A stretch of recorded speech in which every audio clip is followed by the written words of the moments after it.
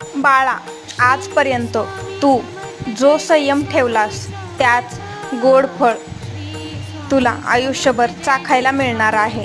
तुझ्या संसारावर ओढवलेल्या संकटातही तू माझे नामस्मरण प्रामाणिकपणे चालू ठेवलेस.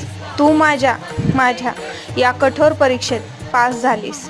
इथून पुढे जे जे तुला हवं आहे ते मी तुला देणार. काळजी करू नकोस. तुझा संसार मी उभा करून देणार आहे. तुझा संसार इथून पुढे खूप सुखाचा होणार आहे. जिथे मी स्वतः हस्तक्षेप करतो तिथे सर्व छानच होणार. विश्वास ठेव. आजपर्यंत तुझ्या संसाराचे काही वाईट घडले ते विसरून तुला तयारी दाखवावी लागेल.